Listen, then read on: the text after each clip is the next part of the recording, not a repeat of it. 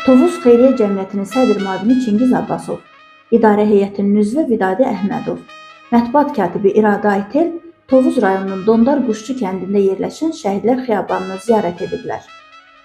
Ziyarət zamanı şəhidlərin ruhuna dualar oxunub.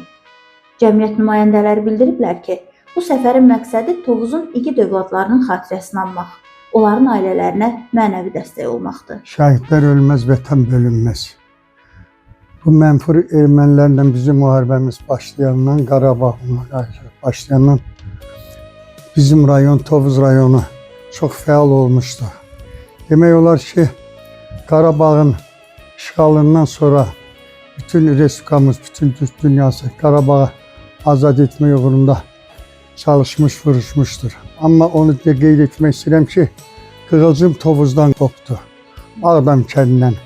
Baş tacımız olan Polad Həşimovun, generalımızın şəhid olan günündən Qığılcım başladı və Qarabağın azadlığa doğru yolu Tovuzdan açıldı. Bütün Azərbaycan ayağa qalxdı həmin hadisələr. Bütün Azərbaycan ayağa qalxdı. Hal-hazırda biz Dondar Quşçu kəndinin qəbristanlığında şəhidlər məzarlığın başındayıq. Gördüyünüz kimi bizim burada cavan oğlanlarımızı 20 yaş, 19 yaşında öz canlarını vətən uğrunda qurban vermişlər. Allah bütün şəhidlərimizə rəhmət eləsin. Bütün Azərbaycan şəhidlərimizin analarına təskinlik versin, atalarına təskinlik versin. Ne deyə bilərəm? Allah rəhmət eləsin. Qəbirlərin nur olur.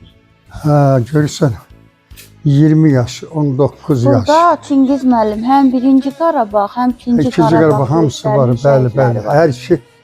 Hər iki müharibənin şəhidləri var burada, vətən oğlanları. Allah rəhmət eləsin. Allah rəhmət eləsin bütün şəhidlərimizə. Dondar Quşçu kəndi Azərbaycanın qəhrəman kəndlərindən biridir. 2020-ci ilin Tovuz döyüşləri və vətən müharibəsi zamanı kənd düşmən raketi atəşlərinə məruz qalıb.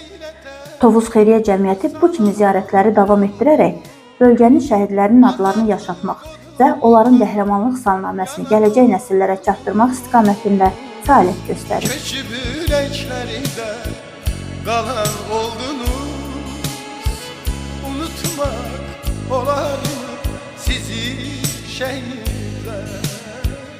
Unutmaq olarmı sizi şəhidlər?